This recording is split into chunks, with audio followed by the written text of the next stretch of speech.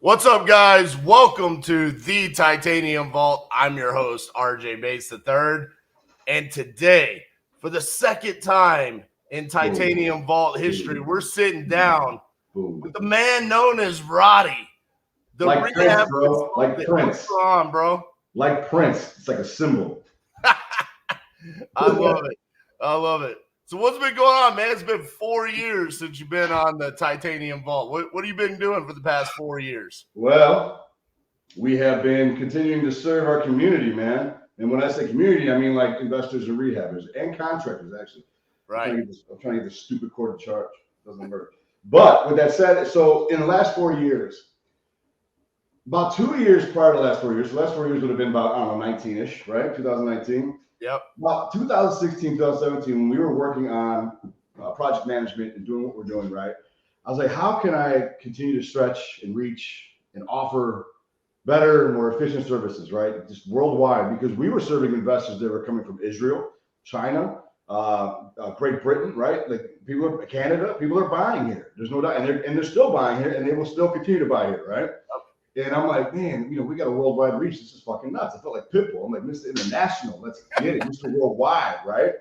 So I was like, all right, how do I capitalize on that? And then I had this brain fart, like, oh, let's create a call center. Let's create this virtual rehabbing. And we had already been virtually rehabbing for a decade prior. And we were helping other clients virtually rehab too. And I'm like, why don't we actually put a model to that, utilizing technology, but really lining up real? Because everybody to this point, a lot of people still think it's virtual assistants. Just because it's virtual doesn't mean they're virtual assistants. These are retired project managers, American, trained by me, with 25 years of experience before me. These are ex-general contractors who are on the verge of retiring who want to continue making money. I'm like, bet, dude, this is easy. I'll show you how this works. And so these are very, very highly skilled, highly experienced individuals who are taking call. And what I mean by taking call, the idea was if RJ Bates says, all right, I've got 3 rehabs in Texas. I'm just going to throw Austin out. Yep. And you live in Dallas. You're like, it's a little bit of a drive. I don't want to fucking deal with that shit. But I love the Austin market. I want to keep buying there. Cool. That's where you leverage us, right? And we come in and say, okay, I'm going to give you a dedicated project manager. Her name is Alexi. And for the rest of your career with us, whether RJ does 3 with us and that's it, he gets Alexi for all 3. If RJ does 3 with us a year, he gets Alexi every single time. So as long as our project manager is with us, you get the same project manager because we want you to make it personal. And the reason why I said that is because I've been in this business 21 years. It's personal. Yeah. Like Deion Sanders was saying at Colorado, you just can't fuck with certain people and not make it personal. And this is an industry where it's a very personal industry. And you're either made or broken on your reputation. Simple as that. Because everybody at a certain level knows everybody. You may not have had coffee with them or broke bread with them just yet, but you probably will. It's inevitable. You're going to cross paths, and you're definitely going to cross paths with people who know people who know people who know people, right? All it takes is one bad word. I don't like him. Dude, everyone's going to be like, why? You know what I mean? And then that's kind of how that works. So when we say dedicated project managers, we want you to build that rapport. So let's say I'm your project manager. You go, I know Roddy's schedule. I know Roddy takes his kids to school at 8 in the morning. I'll call him at 8:15. I know Roddy takes vacations. Never. He's always traveling, but he's never on a vacation. He needs a vacation. But like, it's personal. And the same thing, I'm like, okay, I know RJ's got to take his kids to school, and him and his wife want to do a date night after this. I'm not going to bother him with this project. It becomes very, very personal. Where in that essence of project management and the structure of setting up your projects, it's a team, and that's what's unique about our call center. It's not this stale data entry, call, order your fucking product and buy. This is like, bro, we got this. And what we do is we look at the budget. Like, we prefer to put your budget together objectively. We're not your crew. We're not your contractor. We're your contractor in your pocket. So we put the budget together initially for every deal across America. And I'll say, hey, you think, because we have a form, right, that you fill out. It's very simple. We send this form out to everybody. I'm like, dude, put this form and save it to your iPhone desktop and your laptop desktop and your tablet. Anytime you look at a deal, fill out the form, just send it to us. We'll shred it for you, right? We can do it in a matter of minutes so you can close in a matter of hours. It's that simple. It's changing the game, man. So I've been working on this the last 4 years. Right now, we've got over 200 properties under project management virtually right now. We just picked up like 9 buildings 2 days ago. So it's really, it's spiraling into what I always wanted it to be. But I am a guy that, as you can look around, has been very successful because I've had thousands of failures to get to this point where I'm looking at this going, all right, I'm experienced enough as an entrepreneur to pump the fucking brakes because this shit is going so fucking fast. We don't want to fall, right? Yep. So I'm like, all right, cool. So what I'm doing now is I'm bringing in strategic project managers. Project managers specialize in new construction. That's all they focus on. So when those deals come in, that's their thing. Project managers focus on multifamily building. That's what you focus on. Single family residential. That's what you focus on. And the idea and the hope is that we start in the investment space, right? Because that's where we're all from. But eventually it's consumer. Let's say you're an investor, you and the wife, you're like, I want my dream kitchen. You can call the center and say, can you guys help me with the budget? Can you guys help me with design? Can you guys help me with scope of work? Can you guys help me find a contractor and then help us babysit it? Can you review these things? 100%. Hopefully contractors and builders call us and say, hey man, I'm down a guy. How can I use you? How can you help me? This is happening now. We're getting these inquiries. But the idea is that it's a call center that anybody in the world who's got any kind of project going on can call us for a resource.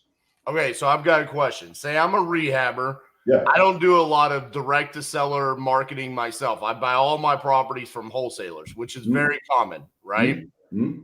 Wholesaler sends me a deal through Investor Lift.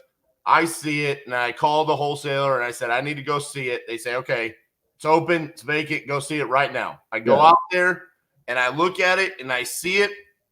And my determining factor is, what is my rehab budget? Mm-hmm. I fill out the form. Yes. It goes to my project, my dedicated project manager. Yes. And then within minutes, they're going to say, here's your budget. Yes. So here's how it works. You fill out the form. You're at project A. You're at your project, like you just said, right? You go on your phone, open up our app, you fill out the form. It's like 8 questions. What's the address? Who's the point of contact, which is you or your project manager? What's the acquisition price point? What do you think your projected rehab is? What's the ARV and exit strategy? Because as long as we know what you want to do with it, we can help you, right? Right. So it's very, very transparent. And then we just say, give us a summary. What do you want to do? If it's like a fucking ranch, are we opening up a wall? Like those things matter because it's structural. It goes from remodel to reno. So I need to make sure we have the money for that, right? So if you give me a brief summary of what's your game plan for this, how do you envision selling it or renting it, then that form goes right to us automatically. While we're filling that out, you're receiving an email that says, go on our calendar and schedule your onboarding call because we're actually working on the budget right now. And within minutes to an hour, we send you that budget back in a budget sheet, and it has it all broken down so that if you go into hard money, you can literally send that sheet to any hard lender in the game. They're like, all right, it's the rehab people budget numbers. We're good with that. And it's already broken down systematically by categories. We also put a contingency number in there, a project management line item number in there, which goes to us, obviously. And we also put a column of possible change orders, which nobody does. Because I'll say, hey, HVAC looks good in these videos. HVAC looks good in these pictures. However, we never know. So we'll put a budget of $350 in that line item for certification. But just in case it needs to get swapped out, we're also going to put another possible line item of $5,600 as a possible change order. So you and whoever's providing the loan knows you might need an additional 18 grand. That might be awesome for you to walk away from a deal. It might be awesome for you to be like, all right, cool. I have that money. Hopefully you don't have to use it, but we're good on this. The benefit of that is that we can help you either lock that deal in the contract that same day, matter of hours, or walk away and go look at another one. Right. Because we're going to tell you brutally honest, because it'll say projected budget. You might say 65. I look at the pictures real quick and go, no fucking way. And I'll say, okay, as I get through this, and what we've also done is I've taught my people to say, hey, give them a call. Like your number's on there, your contact info. I'm like, call them and let them know, like, we've gone through 3 line items already. We're not going to fill it out. You think it's 65, bro? I'm already at 15,000 in the exterior. Walk away. And then they have a combo with you. And that becomes personal in that moment because now what are you going to do? Call him right back, he or her right back and say, I got another one. Yeah. So the way it works is we kid glove you. But that budget is where it all starts because from a contractor's perspective, we're already analyzing the risks on your behalf, no matter where it's at in the country. If it's in the fucking Everglades of Tampa, if it's in the country or rural aspects of Texas, things like demographic location, how are we going to get there? Where's the closest supply house? Those are all risks. Seasonal changes, weather changes, kids going back to school. Those are all risks. Holidays, those are all risks. So we take those into account to make sure your contingency matches the risk. And then if it doesn't, we say bounce on this one, send us another one. That 1 hour saves you 50 grand. Dude, and on top of that, like as a wholesaler, I run into this all the time where we have a buyer who wants to potentially buy the property, but it's contingent on the rehab budget. and it takes 3 to 4 days for them to get a budget back from a contractor, or they do the walkthrough, say, yeah, I'm interested, but I need to get my contractor to come back here and do the walkthrough, and then he needs 2 to 3 days because he's busy as fuck. He can't write up a budget. Correct. And we're just sitting here going, and you know, for what am I doing? I'm beating the shit out of my dispo guy, right? I'm like, dude, come on, we got to sell this. And he's like, I've got the buyer. He is the guy, but he needs he needs a second walkthrough. He's got 3 days to get the fucking budget. Yeah. Where it makes a huge difference for a wholesaler as well to say, hey, if it's taking you 4 days to get a budget, maybe you should go work with Roddy. You know, I mean, this is crazy. I agree 100% with everything you're saying, and that's just a sliver or a piece of the pie as to the advantages, right? That's just one of them. Right. If you just look at it exponentially, the benefits, whether you take the deal or not, are fucking superior than anything on the market that's available right now. Like you said, you can't get a contractor to give you a bid right away. They're busy, and that's okay. But you don't have time to wait. We're in the investment game. Time is money, for real. This isn't a consumer where you're like, here's my top 3 favorite general contractors in the city of Chicago. I'll wait for the best one. No, we can't wait. Like 35 people are looking at your deal right now. So you got to work on that. So not only can we do that, everything faster, we do it much more efficiently, but you also go into our CRM system automatically. So you're in our database regardless. So I'm like, okay, you're already in as of an hour ago. Keep sending us more properties. You've got the form. One of these you're going to lock in. One of these you're going to manage. And then once that happens, it starts to spiral out of control in terms of a good way for that specific investor, because now they're like, yes, I'm in their system. Now I know how it works. I'm going to go buy, right? Because now I can help them grow. We can help them grow. Because I don't care if you live in Seattle and you buy in Miami. That doesn't matter. We're the ones that will help facilitate that.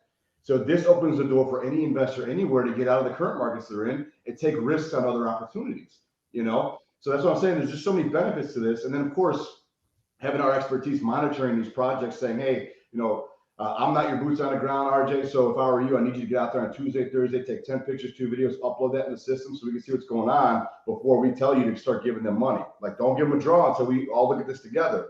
So I think the greatest investment in why people should use us is because we no longer charge for our education. We've charged for rehab education and boot camps for 16 years. Now I give it away free in my private Facebook group, Chicago's premier rehab group. Join it for free. But I give it away daily for free. Why? Because everybody in the group uses our call center. So why would I charge them 2, 3, 4, 5 times? They're learning indirectly anyway. Because if RJ hires me, you're using my budget sheet. You're learning. You're using my scope of work. You're learning. You're using my contract package. You're going to learn. And then as I help you monitor these things, you're learning. So it's a massive, massive opportunity to not only use this as a call center, but to also educate yourself because we're jumping in for you. Okay, so I go out, I fill out the form, you give me the budget back. Let's just say the budget comes back at $50,000. Is it my responsibility to hire the contractors, the individual subcontractors that are going to do the work?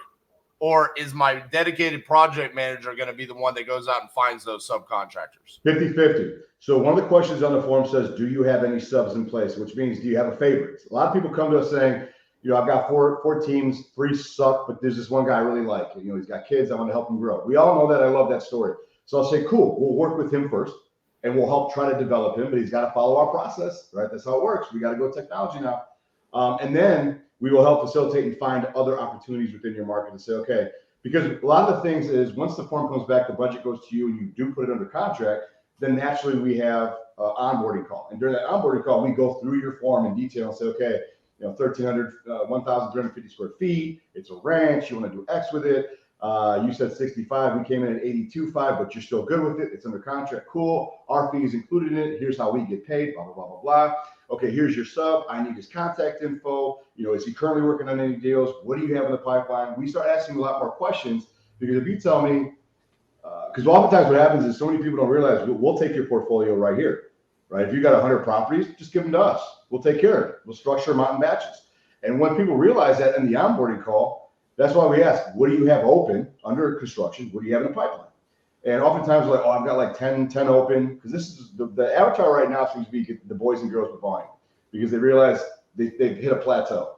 They're doing 50 to 100 deals a year. That's great, but that's where they're at.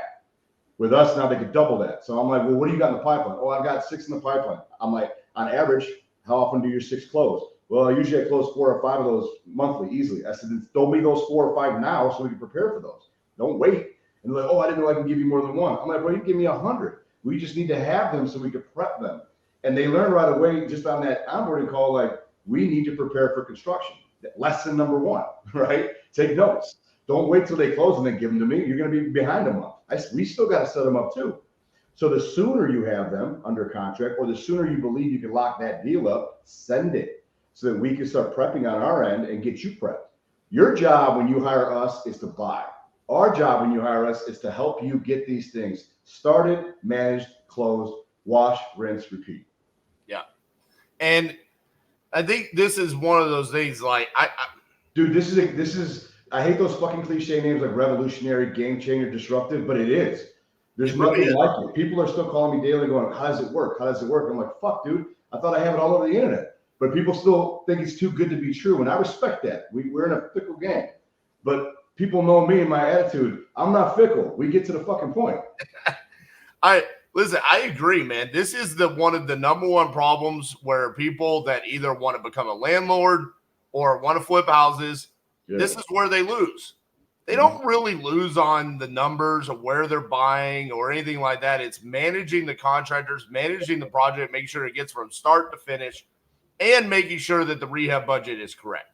This is like one of those things that just absolutely kills people. So, you know, for the people right now that are saying, hey, I'm out there and I'm doing those 4 or 5 projects at once, I mean,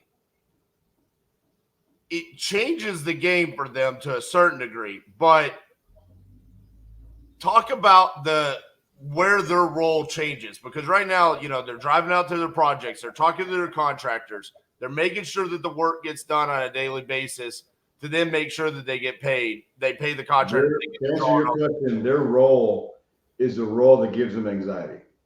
It's a role that they already sit in and they have anxiety because they don't really know which street to take anyway.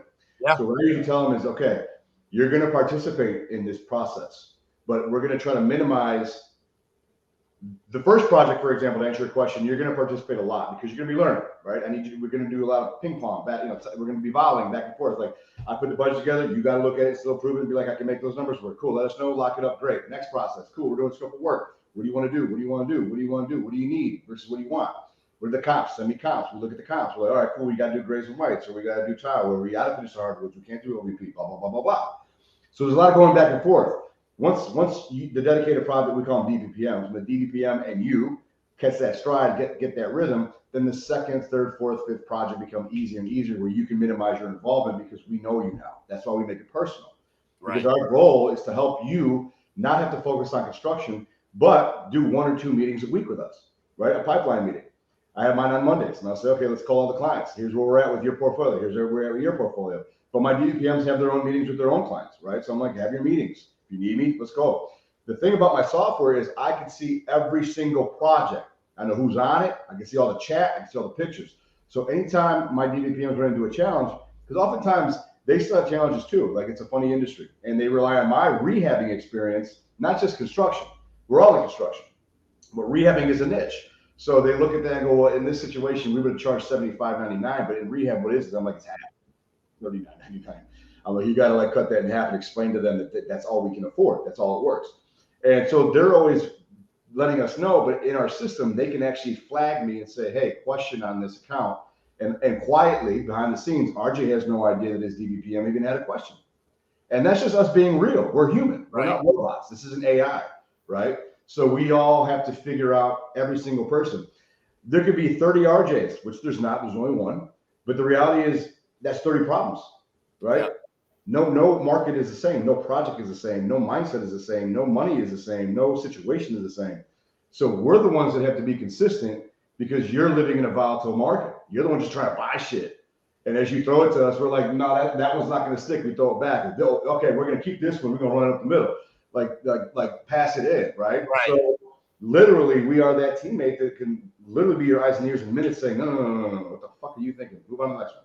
Do you guys help with the the scheduling of and like the flow of the project. Because one of the things I've noticed is specifically when people want to get into house flipping, they almost always rely on the contractor to tell them the order in which the scope of work is done. Like we're going to start with foundation, then we're going to do plumbing, then we're going to do electric. Like, do you guys help with that as well? We do. So we put together Gantt charts, right? And the idea is, we take our experience and we use logic. We all know from a construction standpoint what comes first, second, third, fourth, 50th, right? In a construction project, because all you have to do, and here's another lesson for anybody listening. There better be a lot of fucking people listening to this shit. The way you build a home is the same way you renovate and rehab a home, ground up, right? So if you build a home, it takes 35 different trades.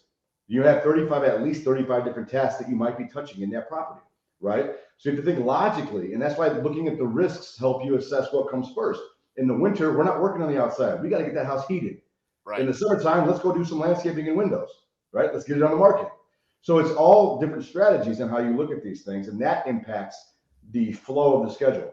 So what we do in our projects is in the construction package, we have a list. It's literally 1 through 50 of the tasks, permitting, dumpsters, demo, boom, boom, boom, boom, boom, like rough electrical, rough plumbing, rough HVAC, insulation, drywall, framing, blah, blah, blah, blah. It just keeps going on and on.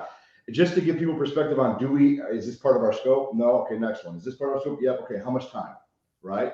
And it helps guide the investor, but also helps guide us, because we can never tell you how long a task per se will take. I can't tell you, RJ, how long the electrical is going to take on your project. I can tell you that it comes third in the process of your project. Right. That's why we say, okay, we need to talk with the sub and ask the sub, hey man, with you guys, how many days is it going to take you to actually do the electrical part? And they'll tell you, oh, I need like 7 days. Great, cool, no problem. What day are you starting rough electrical? What day do you think you're going to finish rough electrical? That gets put into a Gantt chart. So we definitely assist with that. And again, indirectly, who's learning? You. Yeah. Right? And oftentimes, we taught this for, the longest time ever. And most of the time, construction is definitely a hands-on business, right? It's not go learn wholesaling. Let's go learn investing or sub 2. We can learn all that shit in a matter of hours at a 2-day workshop. All good. Been there, done that. You've been there, done that. You teach it, I teach it, right? The reality of construction is, okay, I just taught you how to do it, RJ, now go on the field and do it. Right. You're still like, someone show me, because it's a see it, do it business. So when I say, hey, this is how you negotiate with contractors, they're like, can I watch you do that? Of course, right? 100%. Listening on the call, right? And as you know, in any negotiation is confidence. Confidence equals competence, right? If you're coming in and you're telling me all the facts I need to know, and you're telling me why I'm hurting and why the benefits, because the first thing I told you about our call center is I'm going to help you walk away from a bad deal. That triggers so many ding, ding, dings. Right. Naturally, I'm going to help you run any project you want in the world, but I'm also going to tell you to walk away from a deal. How much will that save you? You're thinking, fuck, I did 10 shit-ass deals last year. I could have used you, right? So that's why it's all about, it's a see it, do it business, and we will facilitate that for you and with you so that you learn. I think you're underestimating the ignorance, though, of this marketplace. You said, everyone understands the flow. Yeah, maybe. Listen, bro, I've been in a lot of houses where I'm like, why have you already done drywall, paint, and you have fucking foundation problems? Like, oh, well, the foundation guy wasn't available for 2 weeks. Well, you're going to be doing that paint all over again, baby. Yeah. I don't know what you're talking about. Dude, 100%, man. 100%. I mean, and that's another thing we talk about, like when we do the onboarding call, right? We'll say, hey, do you have subs in place? Sometimes you put yes. I'm like, cool, tell me about the subs. Like, is it an actual GC, or are they handymen? Are they specific tradesmen? You know how many times this goes to what you just said about the ignorance and the stupidity within the industry. And when I say that, I'm not saying people are stupid. You don't know what you don't fucking know. I didn't know what I didn't know. I had to learn this shit. I'm running a call center for the first time ever, and I'm creating something that the industry has never had before. So I don't have a vehicle to copy or emulate. I don't have a model to be like, okay, I'll take that model and fix it. I have to create it, which I'm really good with. However, it's no different than the receiver, like you guys on the end saying, okay, well, you can explain it to me. I still don't get the process. Understood. So, I mean, oftentimes we do dumb everything down as much as humanly possible. And that's why I said to, again, your original questions earlier is how much involvement do you need to have? The first project, you're going to be heavily involved because of the learning curve. And I highly encourage those. we do have so many clients that have their own project managers or asset managers. And I'll say, are they going to be the point of contact? And they'll say, yes. I'll say, that's fine. I encourage you to sit down in these meetings and calls and learn. And what we do is we put them in the system too, so they can be flies on the wall to watch their project progress. And I encourage them to, again, people that in our masterminds, right? I encourage them, like, if you feel like chiming in, you should. Right. It's your project. It's not mine. So if you feel like your project manager that you have or your asset manager is struggling, and I'm telling you, your guy can step up a little bit more, maybe you should get involved. And that just helps. It's not to like tell on people or rat people out. It's to say, hey, listen, we have a weak link. Let's fix the weak link. Chances are we can help facilitate fixing the weak link because we know what they're missing on their end anyway, right? So it's like you hired a project manager, you and the wife hired a project manager, and he or she may be good, but all of a sudden he comes to us and he's working with us and he's becoming great. Right? And I can tell you and say, dude, your project manager is pretty good, but dude, if I give him a little more responsibilities, are you cool with that? Because I can make him really fucking good for you. And you're going to say, of course, do it, right? You're not going to say no, because I'm giving him free training as well. Yeah. Which also allows you to have minimal turnover when it comes to the employment side of your business. Focus on buying, selling, renting, cash flowing, making money. So you started off by saying, hey, you make this personal. So I'm going to make this personal. I'm going to use my personal. Come get it. So, Cassie and I were doing the TV show, right?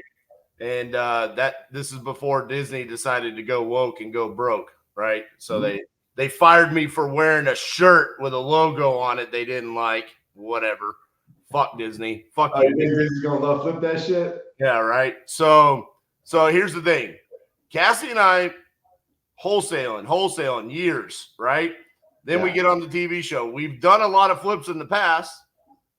All of a sudden, the TV show's like, hey, you got to get like 8 flips going on at once. We go buy 8 houses.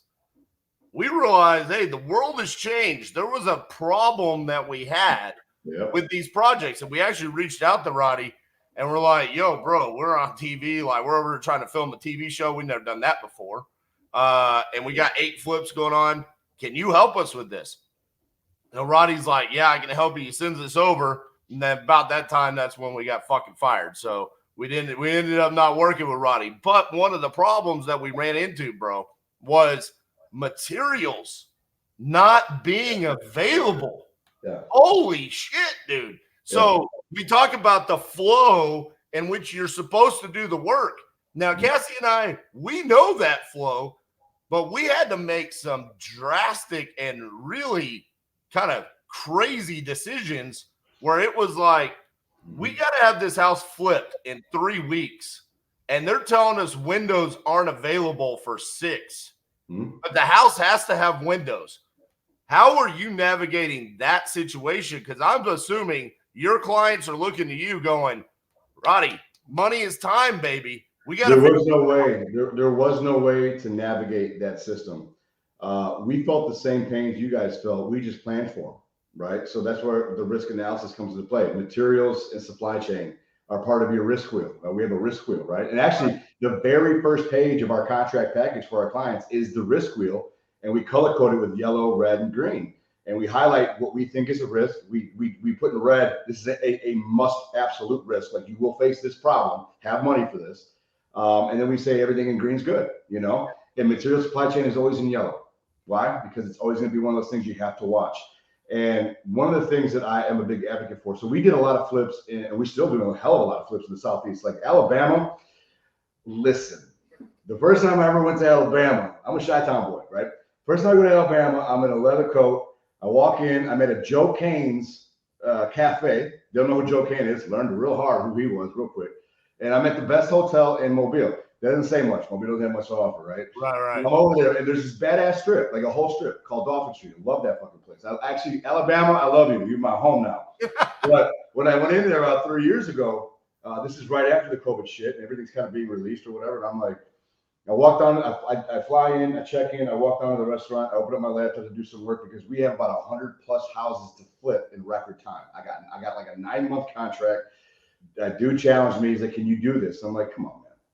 I'm like, I'll take any fucking challenge, because even if I fail, it's a win. I don't care, right? Like, who's taking on 100 in 9 months? I'll wait. That's why they called me, because nobody took on that challenge. I'm like, let's get it. So I already won. So I'm having fun. And I remember asking these people, I said, listen, I go, you know, I go, what? Because it says soup of the day. I said, what's the soup of the day? Everybody looks at me. I'm like, what? I forgot I'm in gumbo country, right? So I'm like, oh shit. I'm like, let me get some gumbo. Then she goes, do you want to put rice in the gumbo or rice on the side? I said, so I look around and they're watching for my decision. And I'm like, rice in the gumbo. And she's like, perfect decision, right? And but this is Southern, like what's up, doll? Like Southern. Yeah. And then there's me all like, man, fuck all this shit. I want to fucking give me a old fashioned, blah, blah, blah, blah.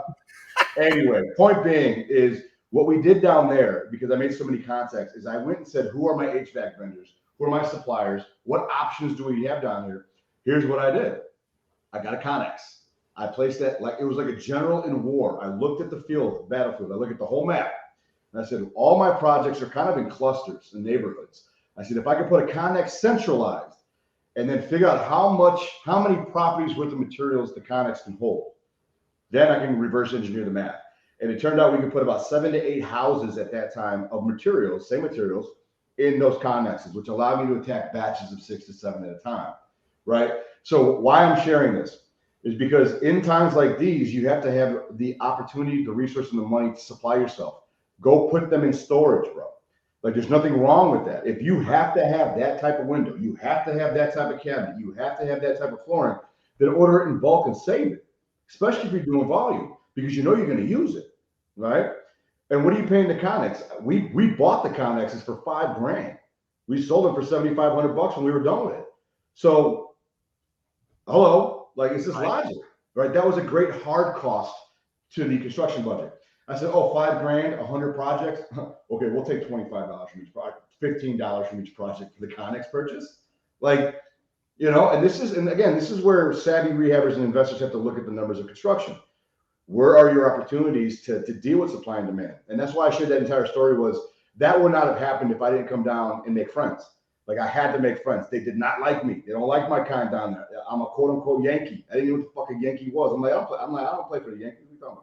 They're like, no, bro, you're a Yankee. You're from the Northern. I'm like, oh shit, it's real down here. I'm just letting you know, bro. You in Mobile, Alabama, and them calling you a Yankee, that was them giving you a compliment at the time. They love me, dude.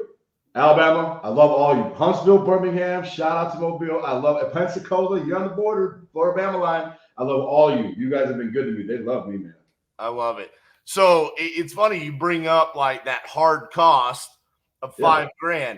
But when you think about it, like one of our houses that we bought for the TV show to flip, it was like a $250,000 purchase price.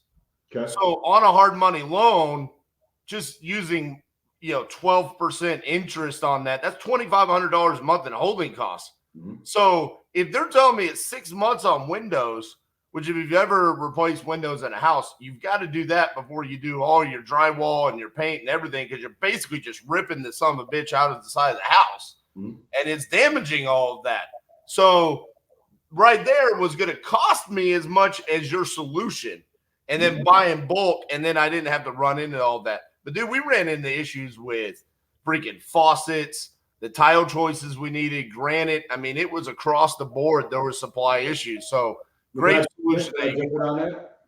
Can I be very, very real with the listeners here? Because I know you got a lot of listeners. Let's be very fucking frank about this. I know that every major program in the industry has always taught use other people's money. I'm all for that. I'm 100% for that. And it works when you're buying the asset. If you become a rehabber, you have to have a buy-in, meaning you have to have some money to play for situations like this, because you may have to order your windows now, right? You're going to close on a deal. It's guaranteed. They're going to fund it. It's been underwritten and approved. Great. You can't afford any more lost time. So if you know if you put a project under contract today, which is what's today? Today is the 20th, and you're closing on October 20th, right? You got 4 extra weeks granted to you. Go order those fucking windows. But you got to have your own money to do it, which might cost you anywhere between $6,000 and $12,000. Depends on what you're doing. And that's bullshit windows. It's not good windows. Those are your stock signature series at Home Depot, right? Yep. So you got to have, that means you've got to have money to play if you want to be a rehabber. If you want to be a wholesaler, no, just master your fucking numbers. Because if you send me a deal that's retarded, I'm going to tell you retarded. So the reality of these things is you have to understand the type of investor you want to become. The best investor in the world are the ones that have every exit strategy under wrap. They know what to do with the asset based on the numbers, right? They want to hold it because the numbers make sense or don't make sense, do it. You want to flip it because the numbers really make sense, do it. But you have to know how to manage and handle each, and each brings a different value to the plate, meaning you've got to come out of pocket for something. Roddy, every single one of our crucibles, which is our 2-day boot camp, which we're teaching virtual wholesaling, okay? Mm-hmm. I asked this question. When it comes to exit strategies, I asked the question, who here wants to flip a house? And everyone raises their hand. And then I asked them why. And every single time we get down to it, it's because they want the dopamine hit of saying, look what I did. They want the pride and the ego of saying, look, I turned something ugly into pretty. I'm a real estate investor. You can't really post on social media about, dude, I bought this piece of paper and I sold it for 25 grand. People don't like that shit. They're just like, what? Is that legal? You know, but you flip a house, oh, bro, you're a fucking superstar. You don't even have to make money. So my question to you is, because listen, you are working with people. Now you're working with some experienced people, but the people that maybe they're wholesaling and they're wanting to get into this, what do they need to do? You already touched base on it. You need to have some of your own liquid capital, right? Yes. If you're going to do rehabbing, yes. But what else do they need to do before they make that jump from wholesaler to, hey, I'm going to be a landlord where I got a rehab to do that, or a flipper? Well, I mean, I'm a fan of Deion Sanders and I'm a fan of primetime. I'm Rotty Garcilazo, but I'm also Roddy. So there's a difference between the person and the persona, rule number one. So what I'm going with this is simply this. Know when your ego will work for you and know when your ego will destroy you. Big difference. I've already played that game. I made both mistakes. Yep. Now we're riding high. Point being, if you're newer in the industry, right, then you have the ability to just come to us. I'm going to toot my own horn. Come to us first because you're going to learn. Why waste the time and money and lose money when you can just come to us? You're going to learn on the side. You're going to learn, and it's going to be done correctly from the jump. If you're a seasoned investor, and I worked with, I'm telling you, every mastermind in the game sends me their people. Bottom line is they've got egos. You have to have an ego to be doing 170 doors a year. Let's be real about that. As long as they understand that we can work together under the same roof, meaning you know that you need us, not because you don't know what you're doing. Clearly, you know what you're doing. It's because you now want to grow into another market. And you don't want to hire people in Sacramento because you're not even near California. You don't want to have an office there because that's not how you want to expand. You just want to be able to grow the portfolio, right?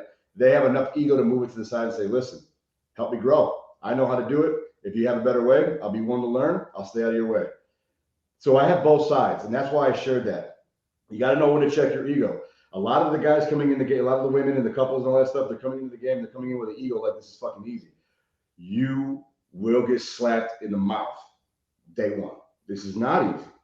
But if you start putting your ego at the door and say, well, who's the best of the best in the space that I want to be in, and try to find them or get in contact with them or take their courses or mentorship, whatever that is for you, do that. And all I'm saying is we created the first call center in the game for everybody, for all levels. Use us. And I'll say on the experience side of things, I think there's a certain level of ego to say, I work with Roddy. Like, he's the guy. I think there's a pride thing in that as well. I've been hearing that, dude. It's kind of weird. I hear that a lot. Like, it's a blessing and a curse, but I mean, I just put a post out on Facebook this morning kind of talking about that. I basically said something like, you know, when you decide to be the best, right, all the accountability changes. It shifts to you, right? And all of the expectations become heavier. And that falls in line with people dropping my name, which is a blessing because a long time ago, that's all I wanted. Now I'm like, that's cool. Like, oh shit, right? You know, but it's a blessing and a curse. But at the end of the day, it's the biggest blessing in the world. But it does carry weight. It does not. I'm not going to bullshit that. I mean, with hard money lenders, if they know you've got a Roddy way budget or a Rehab people budget, they know it's legit and it's going to be within 15, 20 grand of where you need to be, right? It's never precise. It's projected. But our numbers are quick, they're swift, and they're efficient. And I'm 100% blessed and grateful that people drop my name, and if that helps them, great. But I'll tell you this: if you drop my name and you fuck up, best believe I'll be knocking on your front door. Hey, man, listen. The moment we ran into an issue on the TV show, I looked right at Cassie and said, "We got to call Roddy."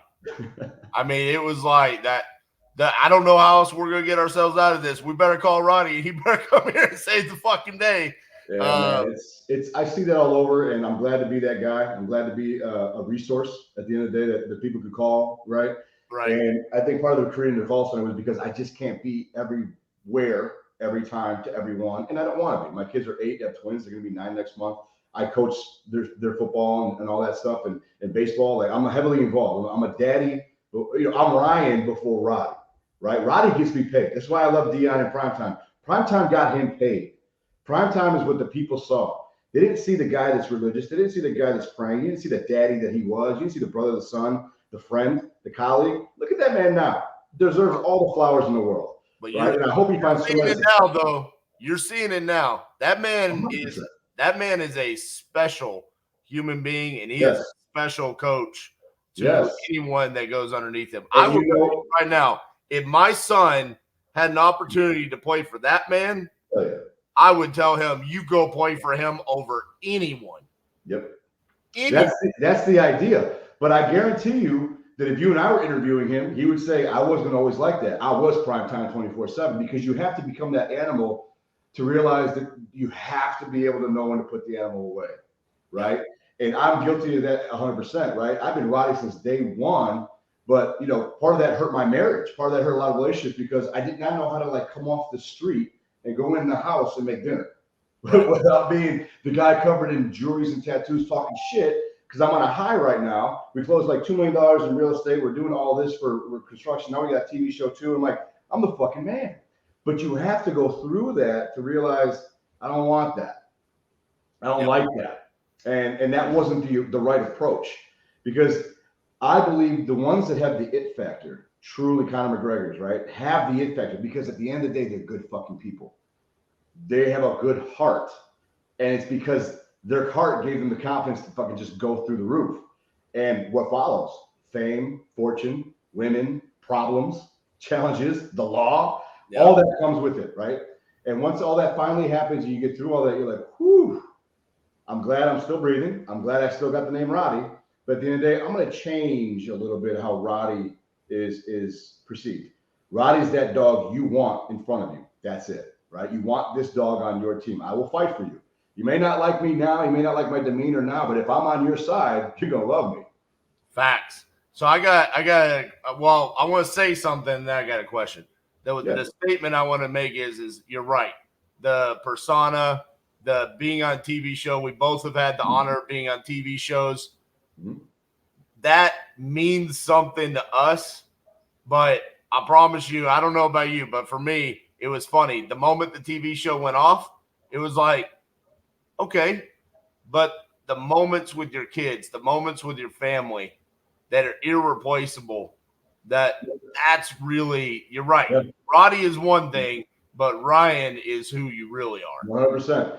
And if you ever notice, I share this on every podcast I've ever been on. If you ever look at my social media, LinkedIn, Instagram, TikTok, Facebook, we're great at branding. It's all day Roddy shit. You don't see my family. You don't see vacations. You don't see me chilling in my house. You don't see me making the kids breakfast. That's for me. That's my business. It's not your business, right? Yep.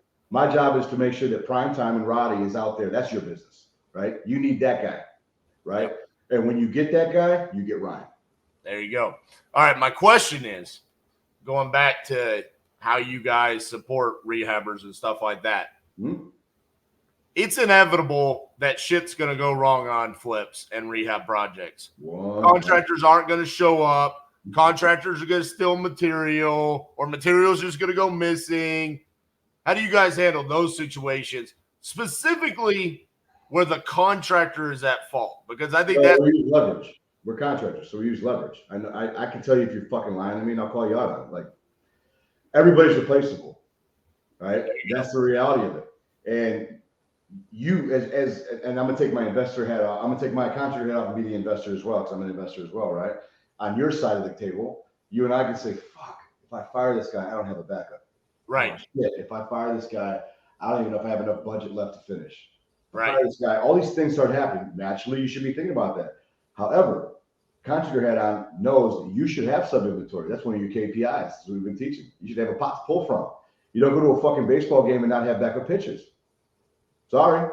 Right. The pitcher's not doing 9 innings for 162 games a year. It ain't gonna happen. Right.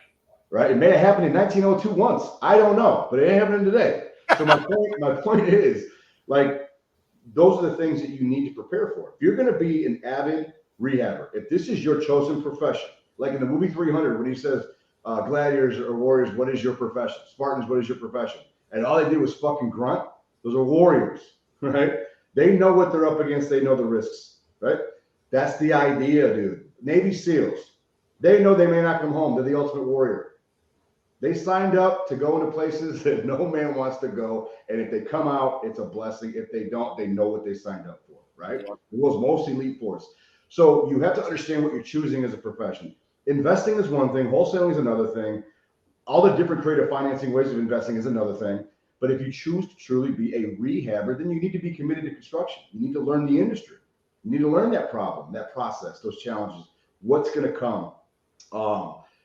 The hurdles that you're going to have to jump and how to navigate that. Like, you just have to master that. You can't just avoid it, because like anything in life, whatever you avoid is still going to find its way back to you. It's coming to you. It's a problem for you.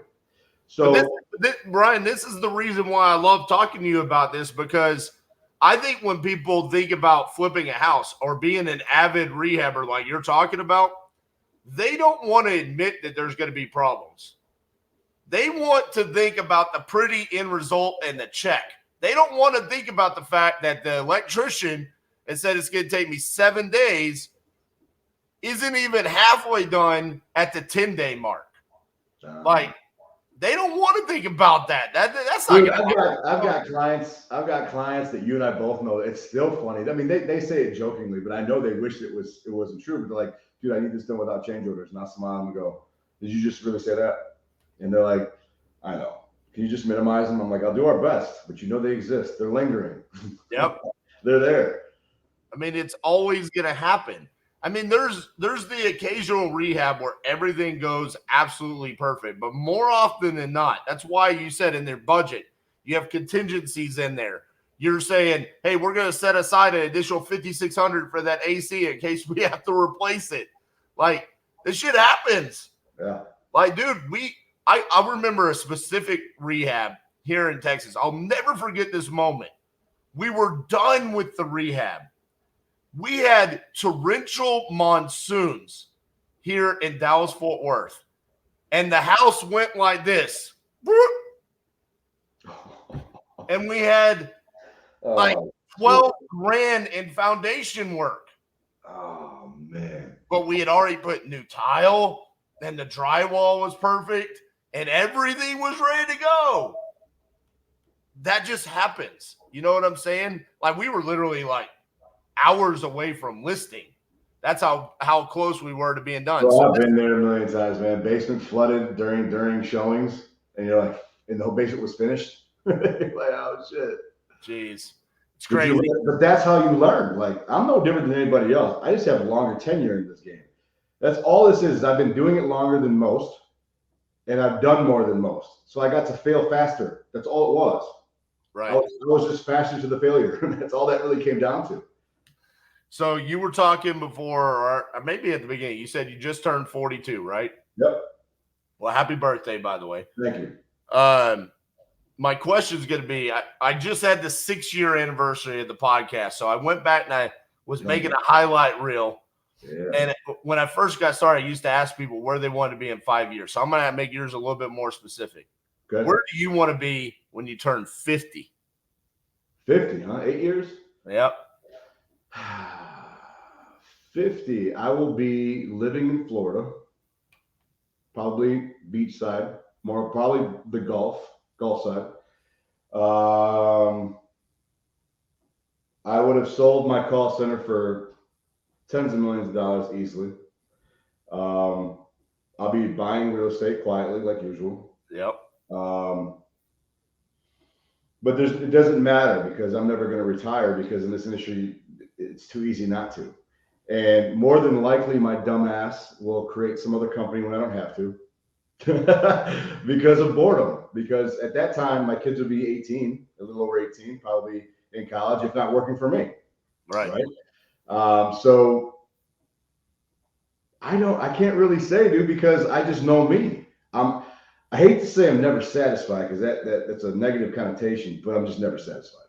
I always think I can improve. I always think I can do things better. And I always think that things that are out there can be improved and can be done better. And I always throw my fucking hat in the ring all the time. I'm that guy I'm that guy who will call anybody out, but it's usually a friendly call out. It's because I respect you. So it's like, I see what you're doing. I'd like to participate and add value. If not, I'm going to build it myself and come against you. I'd rather do it together. But it's just one of those things where I'm just too creative. So I see myself taking it easier. I think I'll always be involved in construction and rehabbing because I do believe that we created a trusted brand, and it'd be kind of foolish to walk away from that. I do study the market. I don't see anybody underneath coming up anywhere close to what we've accomplished at the Rehab Depot. I'm not saying it's not happening. I'm not saying someone's not creating. I hope they do. Every McDonald's needs a Burger King, right?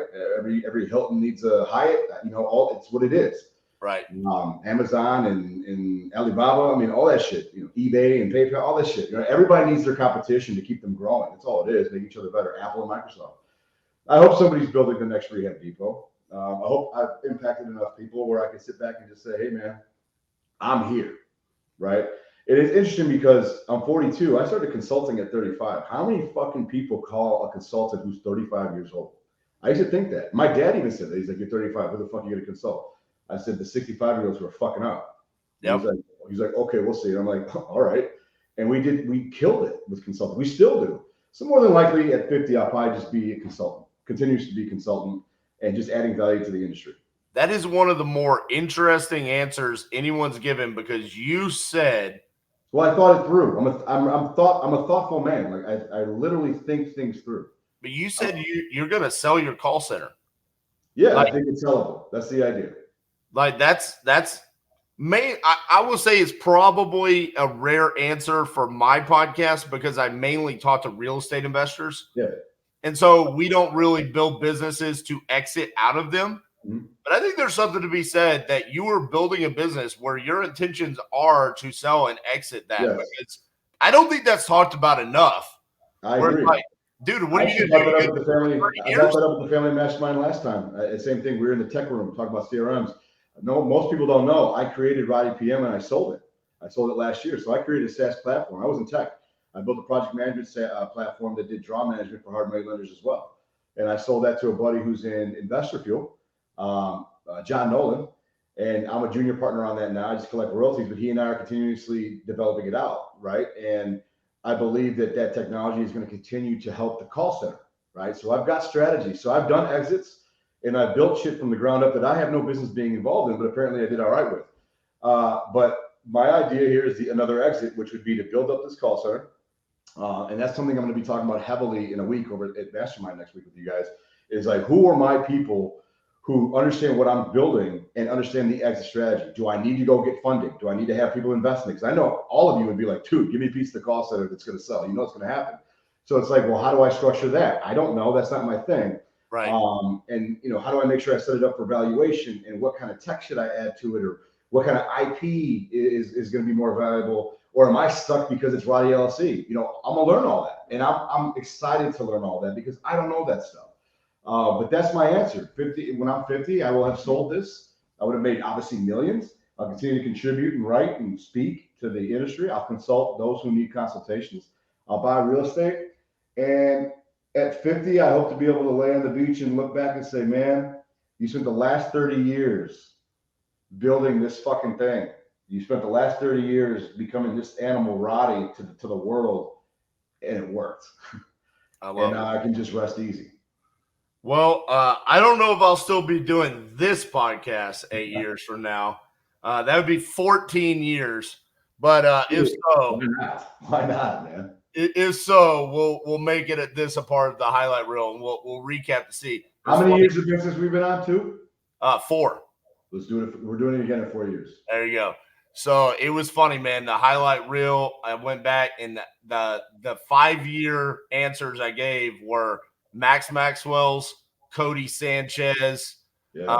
and Tim Bratz. And, bro, all three of them far exceeded their goals that they had for themselves. Yeah. And it's funny, when I interviewed them, it seemed like they had high goals. So I think with 8 years, bro, and knowing your personality, I think you're underestimating what you're going to be doing. I doubt there's going to be too much beach time. Well, I love the beach. You know, that dude, this comes with growth, dude. I've failed so many times. Like, and I share this now. Like, I'm divorced now. A lot of people don't realize that. And a lot of that it was on me being so crazy in this business, being obsessed. And some of the most successful people in the world are alone, right? Yeah. But that won't be me, right? The reality is, on hindsight, life's pretty good there. We're good there, right? The world's my oyster. I'm good to go. But the reality is, you learn heavily from that. And you say, okay, to me, that's the ultimate failure. If a marriage fails, that's the ultimate failure. And you have to sit there and go, okay, I played a major role in that. Business was too over-consuming. I brought this animal home. I didn't know how to control him. He was continuing to skyrocket. Everything else was staying the same, but I'm fucking just climbing and I'm going with it. And I think that's the humble talk now, and why I think that's why I'm finding even more success now, because I've changed. Yeah. Right. And I've changed where I'm not, trust me, I'll still smack somebody. However, I'll think about it before I smack you. And I'll give you a chance to walk away. Like, I don't want to smack you right now. But you're acting like an idiot. But my point is, like, I've just there's true growth in my words. And that's why I'm thoughtful. I really take the time to sit there and go, all I want to do is make sure that when it's all said and done, because my kids watch all my TV shows, all my YouTube channels, all my videos. They tell people I'm famous at school. It's the weirdest fucking thing. So now I know my kids at the age of 8 and 9 are watching me so heavily because they can see me everywhere. I have a responsibility and a duty as a father that this is not about business. This is about representation. And, you grow from that. And I think I'm a much better man. I'm a better human than I've ever been. My son plays travel hockey. They're standing outside the hockey rink, the whole team, before a game. Kid asked me a question, and I said, actually, I have a video on my YouTube channel. The whole team freaked out. Your dad has a YouTube channel? Yeah, holy cow, that's so crazy. Yeah. It's so funny, bro. It's awesome, dude. We were at the first game for baseball. I coached his baseball team. This is probably, I don't know, end of July or August, something like that. And one of the other coaches goes, all right, man, we're in the dugout. He goes, all right, man, who's your favorite YouTube channel character? And they're naming all these fucking YouTubers and stuff. My son goes, Roddy. And then the coaches all look at me and go, that's you? I said, yeah. I started laughing. I'm like, Jesus Christ. That's awesome. I'm like this. I go, bro, don't you have any other heroes? He's like, no. I'm like, all right, man. And I was like, let's get after it. It's funny, right? So, yeah, some of the teachers at school, when I pick them up, they're like, can I ask what you do for a living? And I'm like, sure. What's your question? What do you do for a living? And I'm like, well, I know you're asking because I'm all over social media, but I'm in real estate investing. We flip houses. That's all I say. Let's just leave it at that. I love it, man. Where can the people follow you, learn more about you? All right. We have 2 sites that you can follow. Well, actually, I'm going to give a bunch of information right to this free anyway. So if you want to continue learning with me and my team about rehabbing construction, we have a free Facebook group, Chicago's Premier Rehab Group. Chicago's Premier Rehab Group. Look it up. It's free. Join. It'll be awesome. 2, if you need consulting where you want us to come work and help you build a construction division, which means you want to be a part of this. Like, if you want to learn construction, then you go to callmydog.co, not com, callmydog.co. Okay. If you need our virtual call center, obviously that's the biggest thing we've got going right now, then that's very easy. It's www.roddyvirtualpm.com, roddyvirtualpm.com. And I'm going to give you my number. Text me, 847-899-5713. Period in a story, baby. There you go. All those links will be in the show notes. Roddy, man, really appreciate you coming on here for the second time. Hey, you said it would be better. Hey, you got to give me a shout out on the stage next week during the Disruptors. You got to say, I had Roddy on the show, and his call center is going to fucking destroy the game. I want everybody at Mastermind to hear from you. I'll do it. All right, guys. That's my dog. That's today's episode. Remember, leave us a 5-star review. We'll see you guys next week.